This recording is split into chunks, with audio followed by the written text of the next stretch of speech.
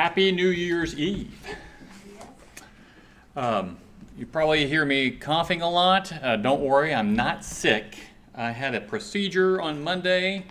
They had to put a tube down my esophagus. That's why I'm coughing. They were taking some biopsies of the lymph nodes, and the doctor, when he got eyes on them, he said they looked really good. They don't suspect they'll find anything, so they were just making sure there was nothing spreading.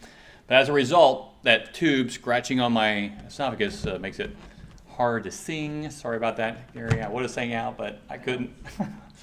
and my coughing, I'm not sick. I've just got that coughing because of the procedure. All right, open up to Matthew chapter 20.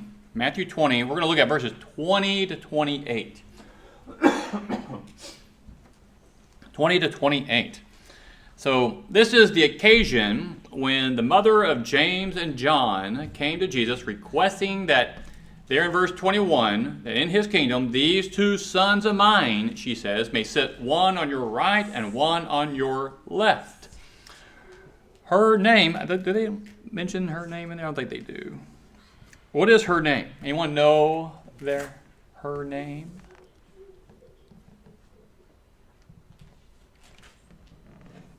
It is the name of a same word they would use for a greeting. Hebrews would use for. That's right, Salome. It is Salome. Do you know what her husband's name is? It's right there in verse 20. Sons of Zebedee. Sons of Zebedee. Now, why would she come up to Jesus and make such a request as this, you think? That of all you mom, go ahead, Emily. I was just thinking she probably just wants to make sure that her kids are there with him. Okay, Emily says make sure her kids are there with them. Absolutely, because I think about it. What mom would not want their kids to be sitting right next to the Messiah for their whole lives? She wants what's best for her boys. Well, I'd be the same way. Hey, can my Joshua and Jonah sit here and there, and maybe Jody there, and Julie can sit over here, and right next to Jesus? Wouldn't you like that? Okay. How dare you? You're not so. How dare I? I don't think you understand what I'm saying. Oh. So they are given the name over in the book of Mark, the name of Boanerges by Jesus. That's translated as sons of thunder. They were part of what we would call the inner circle of Jesus, right? They were there to witness the transfiguration. In Matthew 17, they were with Jesus at the raising of a daughter from the dead. Jesus singled them out on the night he was going to be betrayed, and these two and Peter were there with him. And maybe it's because of this intimate relationship that they have that motivates this request from their mother, Salome. But I want us to notice there's three attitudes we see happening in this text. Let's read it so we at least know what's going on. Starting in verse 20. Then the mother of the sons of Zebedee came to Jesus with her sons, bowing down and making a request of him. He said to her, "What do you wish?" She said to him, "Command that in your kingdom these two sons of mine may sit one on your right and one on your left." But Jesus answered, "You do not know what you are asking. Are you able to drink the cup that I am about to drink?" They said to him, "We are able." He said to them, "My cup you shall drink, but to sit on my right hand and on my left, this is not mine to give, but it is for those for whom it has been prepared by my Father." And hearing this, the 10 became indignant with the two brothers. But Jesus called them to himself and said, "You know that the rulers of the Gentiles lord it over them, and their great men exercise authority over them. It is not this way among you.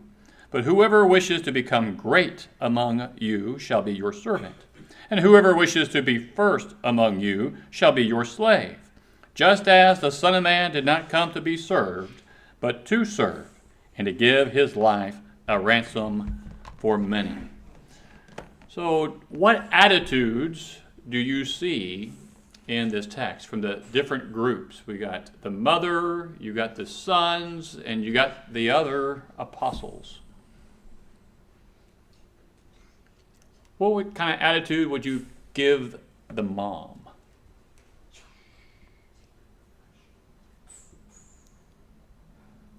Well, she wanted the good side. Oh, well, yeah, she wanted a good thing for her kids. She didn't think or didn't realize. Well, yeah, because a misconception of the kingdom, she thought it was going to be either way, wherever it was, she wanted to make sure, I think as Emily said, to have her kids near Jesus. I would call this an ambitious attitude. And it's a good thing. You want great things for your kids. And what greater thing than to have your kids next to Jesus? So I think what she's doing here is a good thing. Misunderstanding, she doesn't perceive things correctly, but she has a ambitious attitude. Earthly concept of the kingdom, true, but virtually all the Jews had the same concept. So did the apostles. We see that also in Acts 1:6. But again, no one should ever be condemning of Salome. We know how mothers feel toward their children, so she wants what's best for them. And I think she believes in the Lord, and he has become a priority for her. And that's being shown in how she wants her kids to be part of this. Okay, let's look at the sons. What kind of attitude do you think the sons' response to Jesus, for example, when he says, "Are you able to drink the cup that I'm about to drink?" What kind of attitude do we see there? I was thinking confidence or confident. Confidence? Well, because they're like, we are able. Oh yeah, we're able, but do they understand? But I know what, I mean, that's not like. I would say yes. I want to say arrogant. That's kind of harsh, but like so maybe in between confident and arrogant in there. But yeah. But they might not know what they're saying. Right. Like, oh yeah, we're able. Right, because they think they understand what it is. So yeah, I would be right there in the middle of confident and arrogant. Put them right about there. That's for their attitude. They think they can do this. It's reminiscent of the boast that Peter made. He boasted that he would die for Jesus, and that same night he denied him 3 times. But I don't think anyone doubted his sincerity, but he just faced things he did not realize he was unprepared to face. And now the third attitude is revealed from the other 10 apostles. What attitude would you give them? The text says the 10 became indignant with the 2 brothers. Okay, mad. Yeah, put off. Annoyed. I would say annoyed because I bet you every one of them thought, man, why didn't we think of that? Where was my mom when I needed her? Because that's where they want to be. They would argue about being first in the kingdom all the time.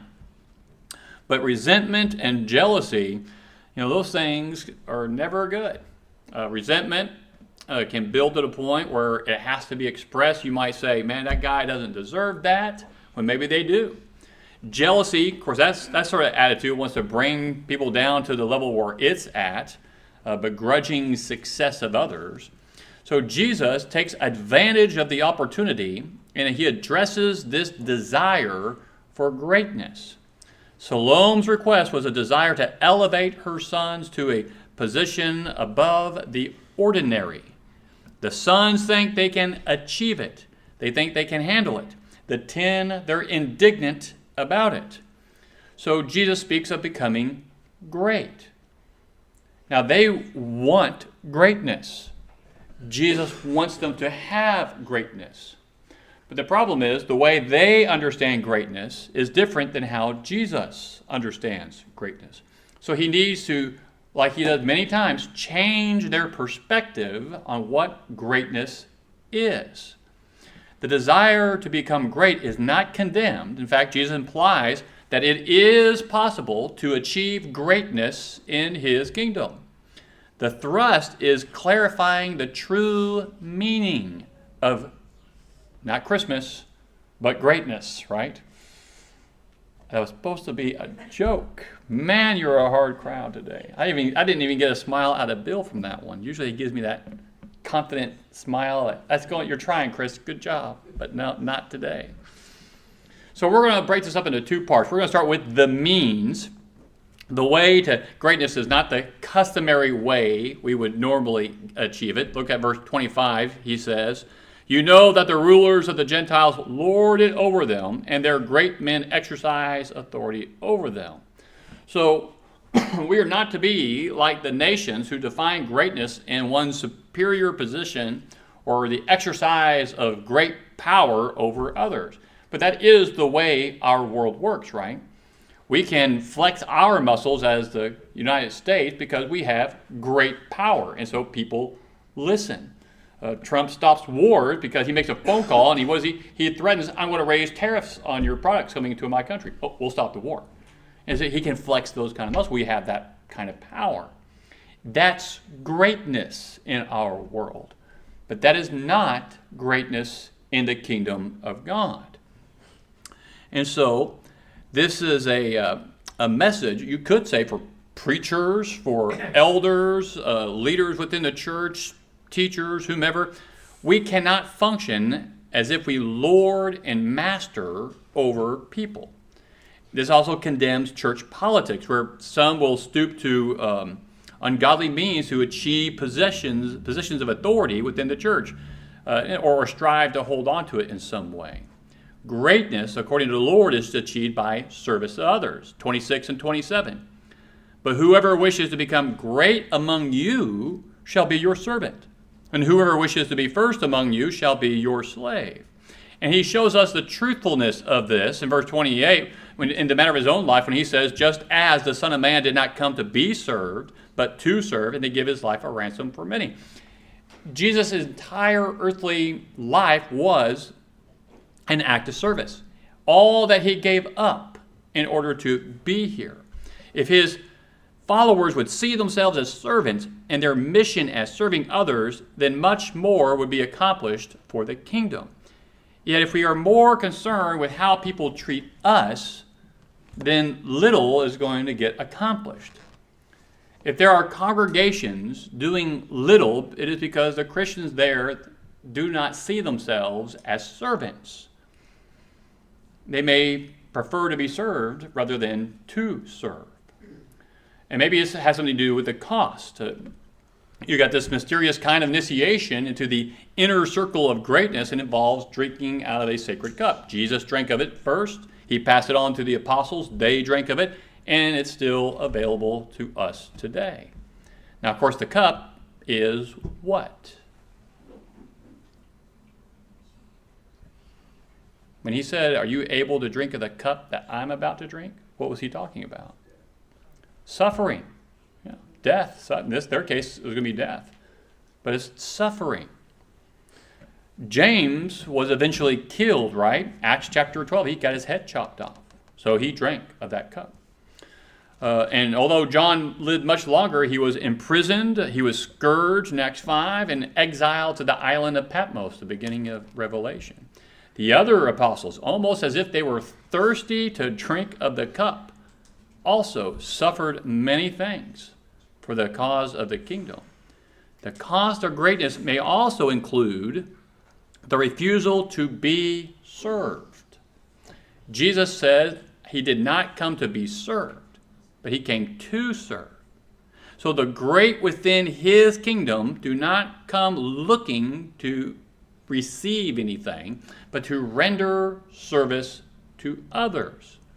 When all had equal opportunity but refused the task, Jesus is the one who girded his loins and bowed down and washed the feet of the apostles.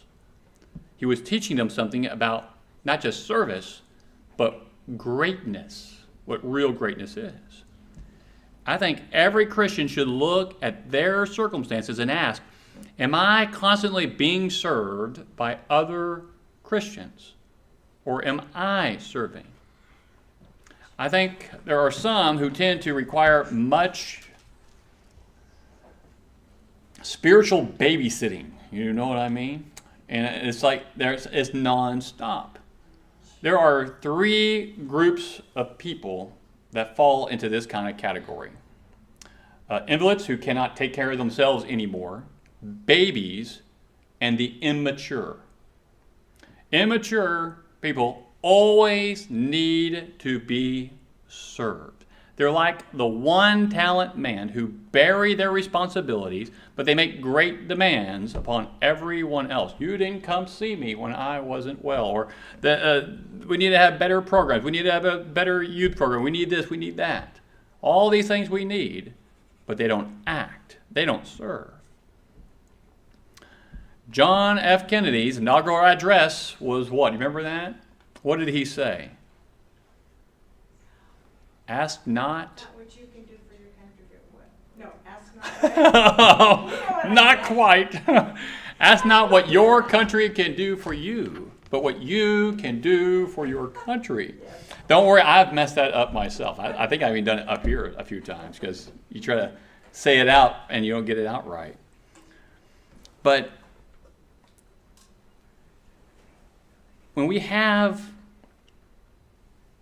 the perspective of that, the country owes us or people owes us, when we have that kind of perspective, then imagine that we are not being, or we imagine that we're not being treated fairly, or we would deserve different things. What kind of attitude fills the thinking of a Christian when they're going down that road? They become indignant when others get something. They get jealous, or they have resentment because they want those things, but they didn't do anything to deserve praise or whatever it might be. I wonder if congregations contribute too much to the self-centeredness of some by catering to the weak. Does a father really serve his children well by giving into them whenever the child begins to say, I'm not going to do this, and they hold their breath? You know what I'm talking about? Until I get my way. And it happens. I had a friend that her little boy did that, and I was over there for coffee one day when that happened, and he just passed out on the floor, and I panicked. And his mom just said, "He'll wake up." Good for her. She didn't do anything. I think probably the first time I may freak out about that, but I think I may wake up and say, "Do you like your nap? Get up and go do something constructive." But